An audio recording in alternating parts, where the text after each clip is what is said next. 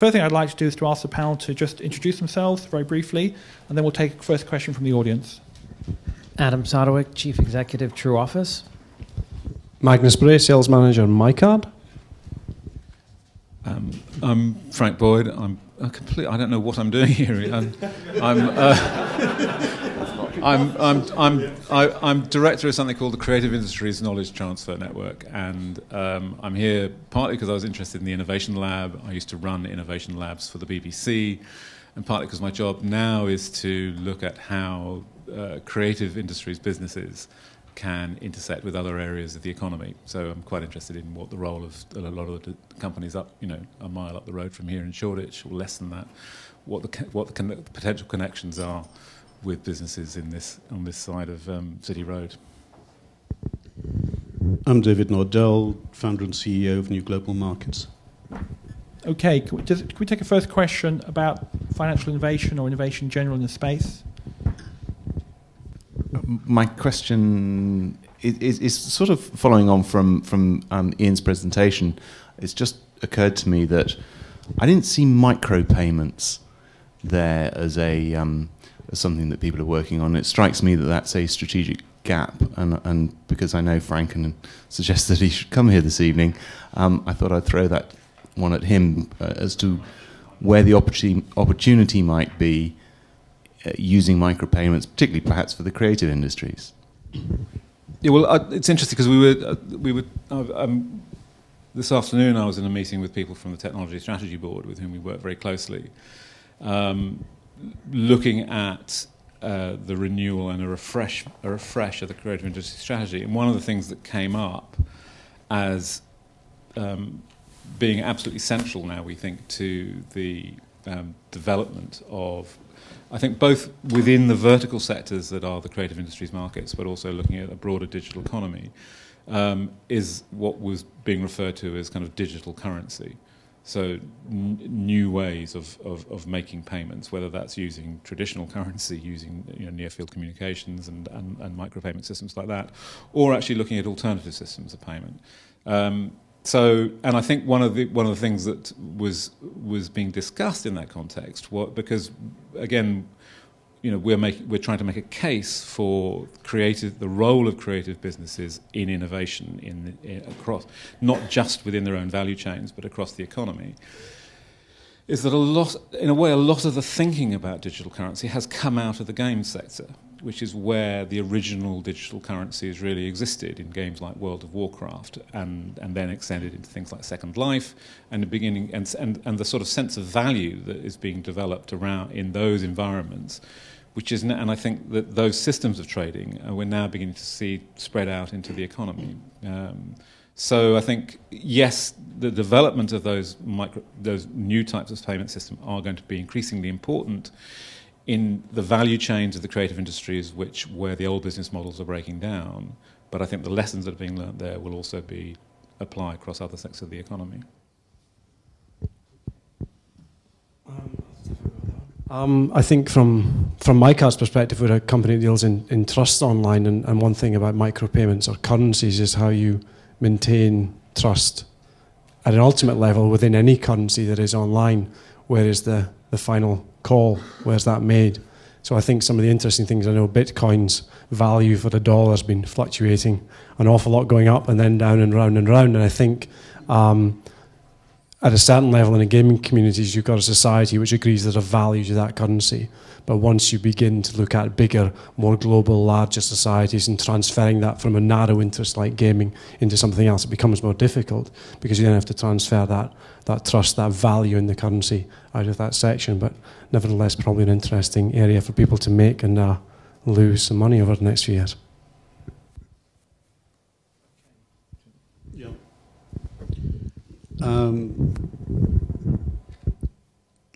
I think the whole issue of microfinance is extremely important in the context of FinTech, and probably here in the UK we're not quite as accustomed to all of the requirements, the needs for microfinances in the developing world, or so-called developing world.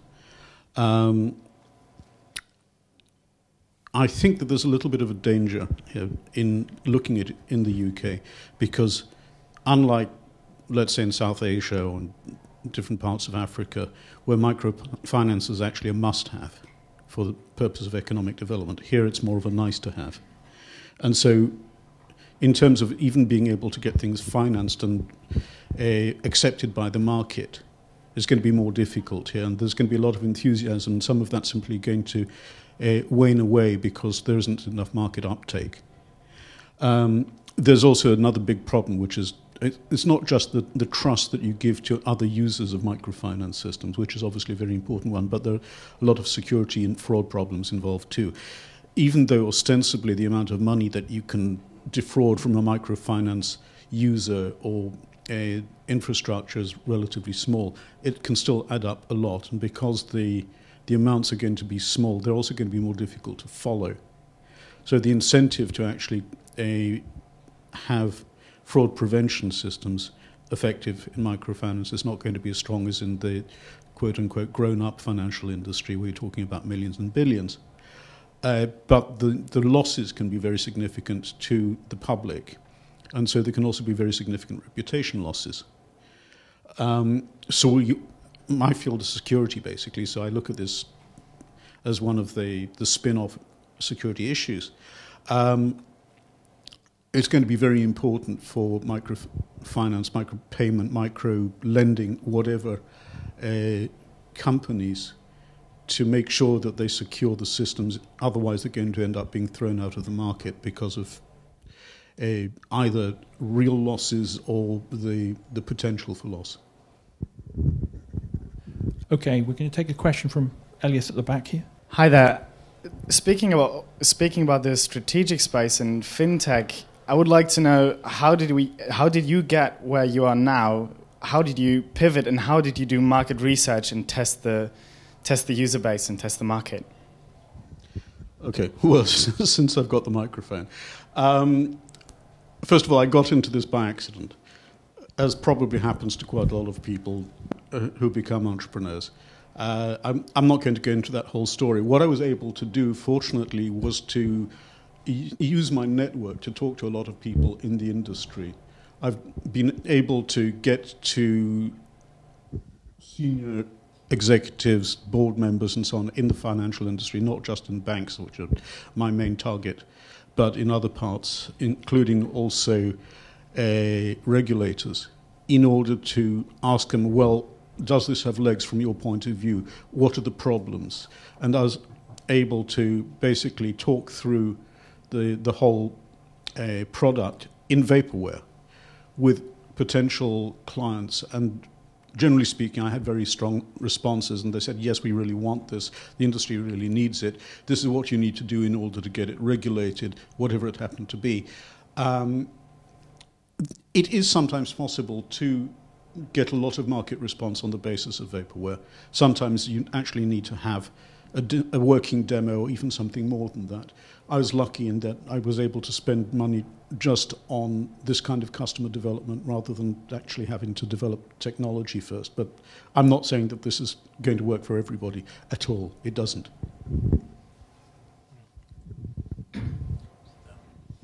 I'm not sure that I can answer that question. I'm here because I just happen to be in the wrong place at the wrong time. Although I'll try and answer it another way, when I was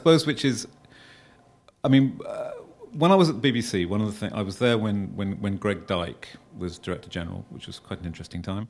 And one of the things he said is he wanted the BBC to become the most creative organisation in the world. And I had the good fortune to become part of a small group under a woman called Helen Bowden, who's now head of news, to explore, well, how the hell do you do that in an organisation like the BBC? And one of the places we went to visit in our research was a place called SRI in California, which is kind of like an East Coast media lab, but actually I think much more significant in terms of digital technology, science research over the last 40 years. And what we found really fascinating about that was that the disciplines of innovation that they had introduced at SRI, which had nothing whatsoever to do with the business of the BBC, mapped exactly onto actually what the BBC needed to do, which was about and you know, I've been working with those ideas ever since, and it's a lot about. And as I say, I think the disciplines that apply within the businesses I'm working with probably apply in the financial sector as well, which are about at the heart of innovation process is understanding user need, and whether the user is an institution or an individual, or a consumer, or somebody working in a bank, or a financial services organisation. I think one of the big challenges at the moment that I've seen in practically every sector I'm working in is the problem of interdisciplinary working, and bringing people together from different professional cultures and different professional languages to understand each other. You know, one of the things I'm very fond of saying of the innovation labs that I used to run was that it was about bringing together at least 3 tribes, you know, geeks, lovies and barra boys, who dress differently, who drink in different pubs, who don't like each other very much, you know. But you know, until you get those people understanding each other, sharing a common language, and actually understanding how they can work together to create a whole greater than the sum of the parts, it's really going to hamper innovation. And I think that applies, as I say, across whole sectors of the economy at the moment, not just in the place that I work in. I think for us, looking at Ian's deck, what was interesting, or what was going through my mind, is that we went for the most unsexy market imaginable. So compliance and regulations. And we saw a lot of disruption there, and we saw very little competition, and we saw a function that almost everybody had to do. And so we went for a space which was really big and unsexy. And there's a lot of them, I think, in FinTech. And we've had tremendous success doing that. I think our product's great, but we also have very little competition. And I think that for us, in terms of innovating, before we really focused on FinTech, and now we're really very much considered a FinTech company, we were thinking about taking 1% market share across a very, regulation spreads well beyond just the banks, and taking, 1% of this absolutely huge market. And now that, now we just really pretty much look in heavily regulated industries, specifically financial services. We feel like taking a 3 to 5% market share just in that vertical is just a tremendous opportunity in itself. So anyway, the sum up is unsexy is very cool, and look for those really sort of huge pain points. And I think that's where the opportunities are. At least they are for us. Thanks. Good. Okay.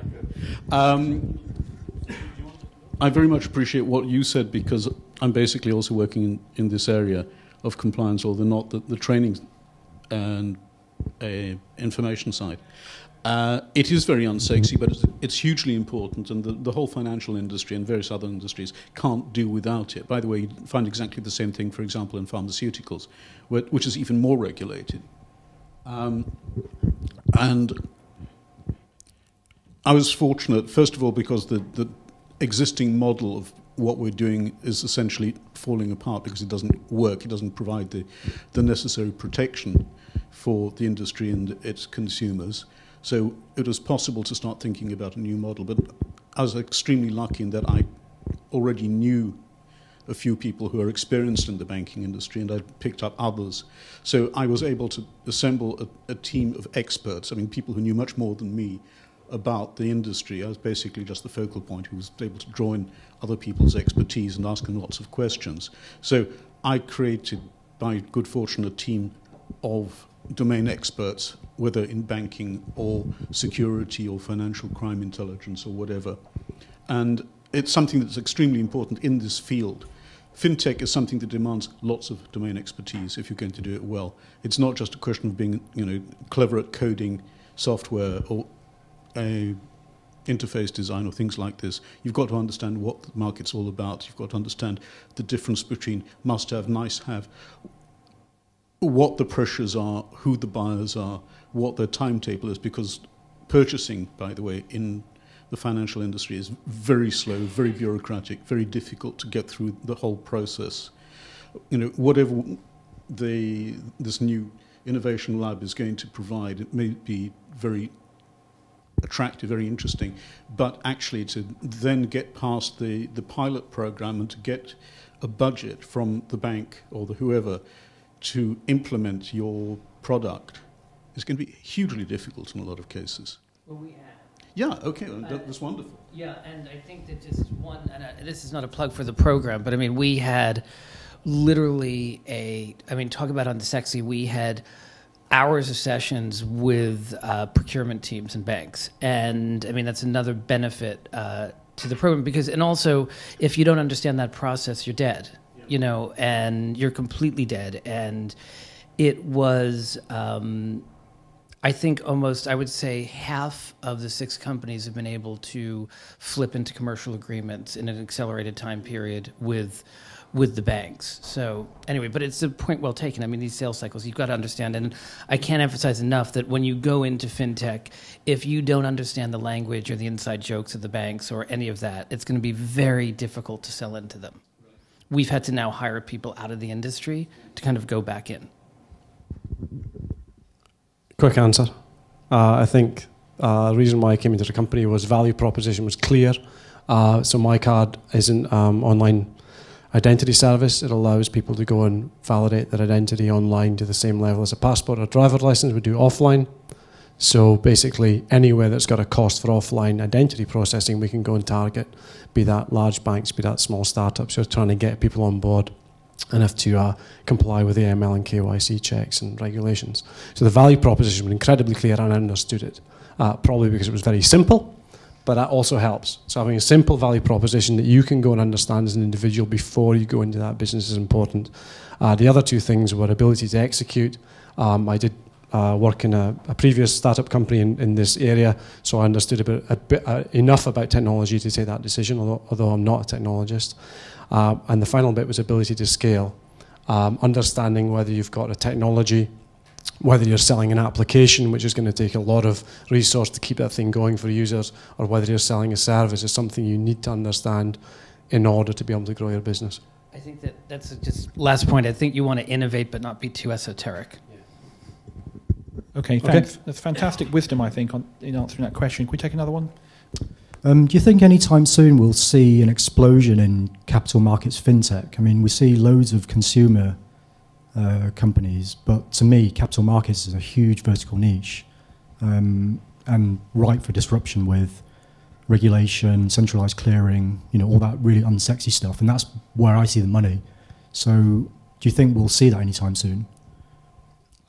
I don't have a detailed knowledge about capital markets, but I do know that from my perspective, looking at my card, if we could approach and talk to you about payments, there's a huge amount going on. The companies already that I would say it's happening now already.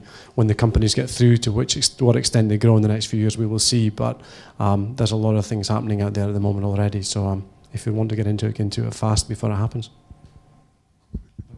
Fairly general, that's all I can really add.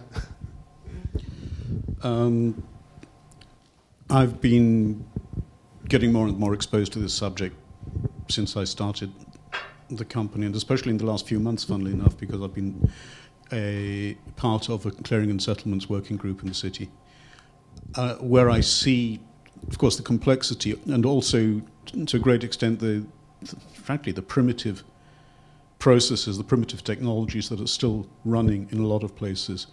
There's a huge opportunity for improving the processes and the technology platforms in the capital markets. The problem is that at the moment, regulation is such a moving target that in a way it's premature to actually design products because it's not completely clear what's going to be necessary. There's also another problem. One of the most interesting opportunities, for example, is what's called the Legal Entity Identifier program, which has been mandated by various international regulators, starting with the Financial Stability Board in the USA. But it's fairly certain that the whole thing is going to be stitched up in favor of large organizations that are already in the market, like SWIFT. SWIFT won't get the monopoly, but nevertheless there's going to be a lot of the market swallowed up by large players who are already out there. I don't think that that's going to be an area where there's a lot of opportunity for startups. The other thing is that in order to be successful in this market, you've got to have a very, very high level of execution. the quality requirements of this market are orders of magnitude higher than the B2C market. Not just because of things like high-frequency trading, but because if you make a mess, if you get your data wrong, then it can cause losses, not just in the individual trade, it can cause knock-on losses.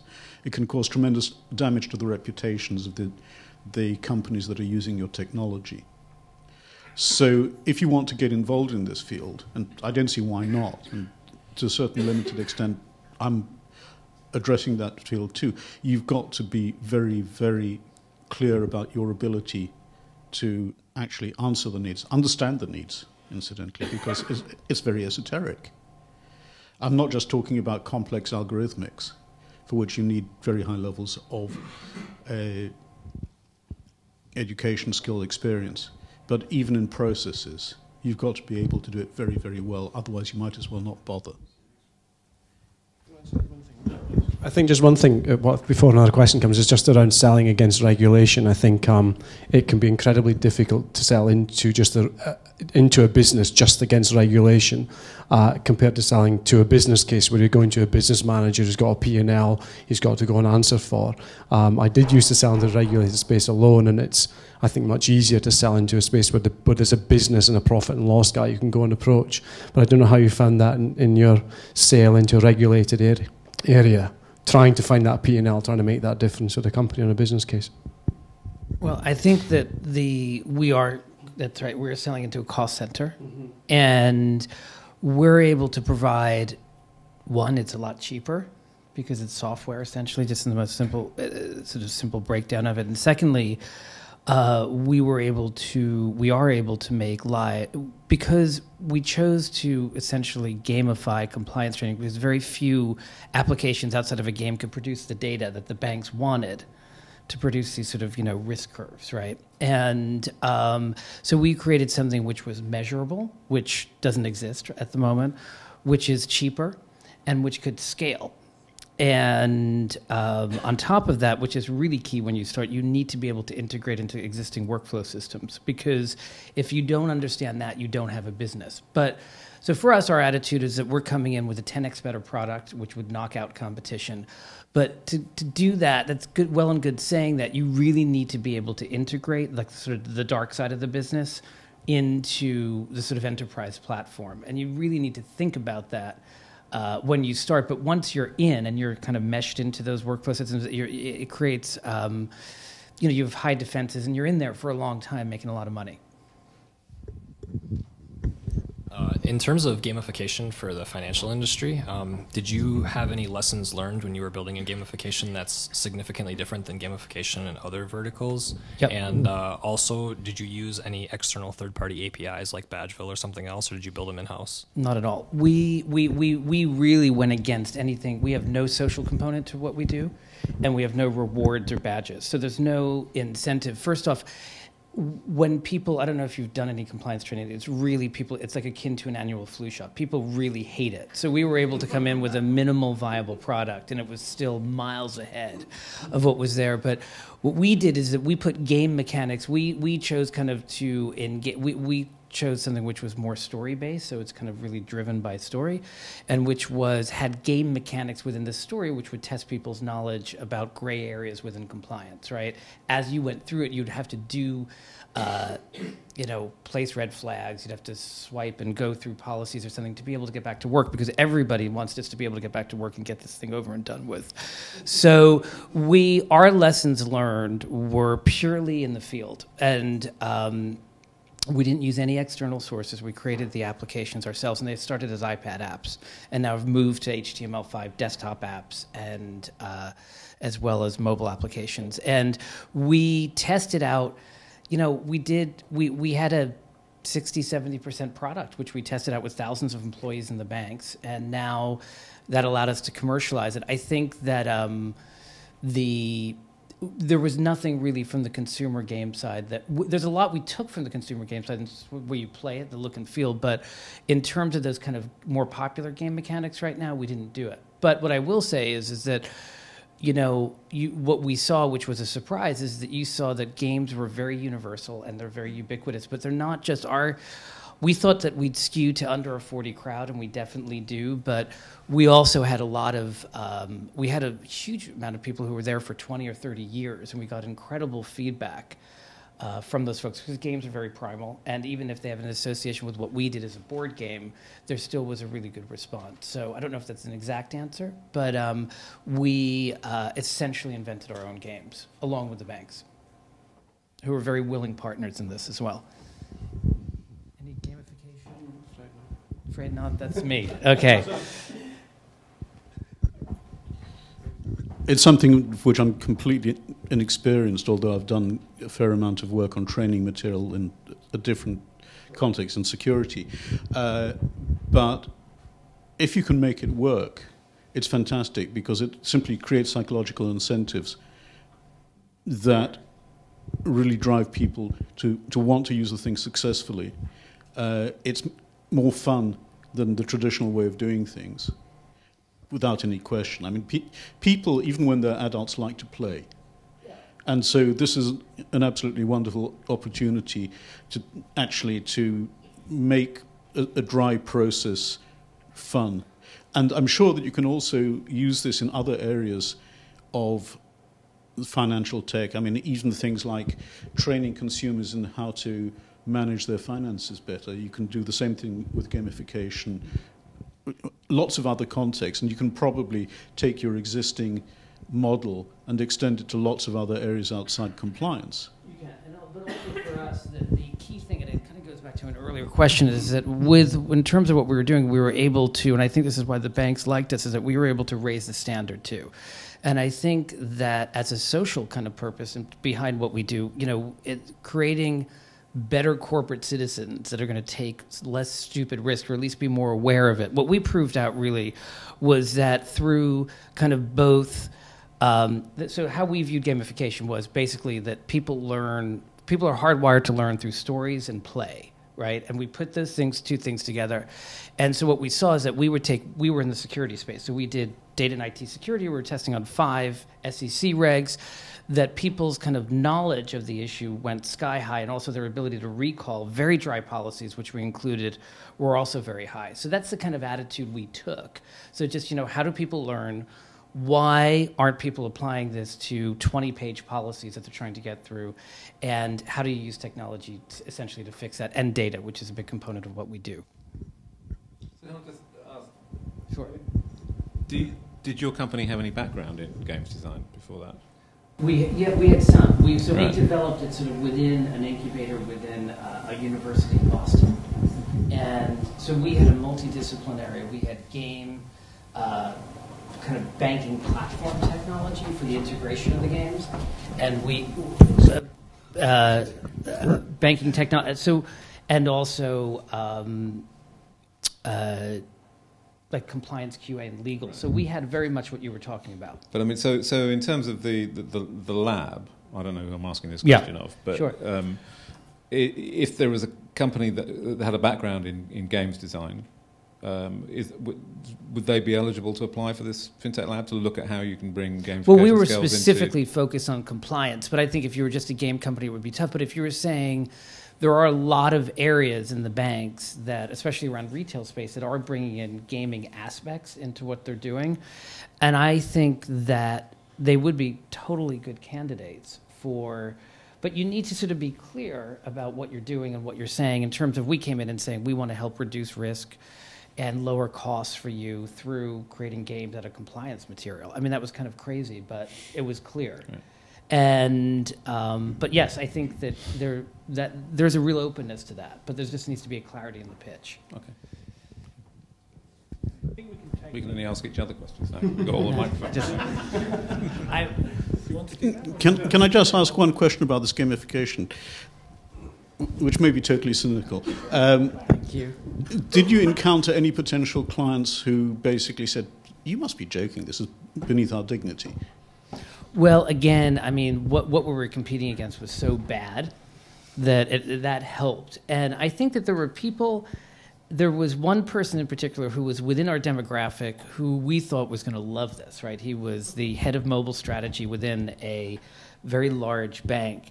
And the feedback we got was, I really don't like this because I'd rather have this on a second screen that I could game myself and do my other work and just, tick the box at the end and game the system. So our resistance was that people liked the old way because they didn't have to pay attention and they could game it, which was a really big surprise. But no, it wasn't. We didn't make a joke out of it. We didn't make it sort of silly. But we came with a level of really, it's high, very, very high innovation. And I will tell you that it was really embraced. I mean, we had a likability factor of almost 94% across these thousands of employees that we tested against. That's amazing. It's not amazing when you're in it. I mean, with Ian, we were in the cafeterias of Morgan Stanley. We were everywhere. We tried to get a really cross kind of cut of the employee population. But it's, they just hate what they do so much, so maybe we're not that good.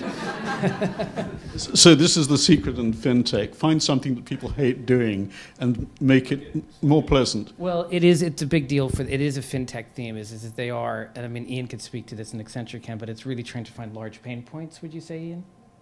Yeah. Big pain points is really important for the banks right now. Regulation is also something that's always changing. So as a small company, that provides an opportunity to go in and meet new regulation in a way a big company can't, or get around it, go in and pitch yourself into something that's going to be painful that the bigger companies might actually be sitting in the trenches inside the company, quite happy, managing the accounts, pulling in a few hundred, whatever, every year. And actually there are opportunities inside that regulatory frameworks to identify gaps inside there and get inside. So maybe when the insurance conversation came up earlier, I don't know that market, but maybe there's things in there that people could be looking at, saying how do we find the gaps inside the market, inside the regulation to attack. Well, and funny enough, during the program, we were with Barclays during the LIBOR scandal, so that really worked to our advantage. So we read these headlines, right, every day, HSBC, AML, Mexican drug cartels, and that's just, music to our ears, basically. and so, anyway. No, I can completely identify with that because I'm in the ML space, and right. I can see what wonderful opportunities have been created by the scandals in this field, but going back for years. Yeah, absolutely. Okay, guys, we're just hitting. Yeah, that's very funny though. Okay, well, I'm going to call it an end there. Thank you very much on the panel session. Thank you to all you guys.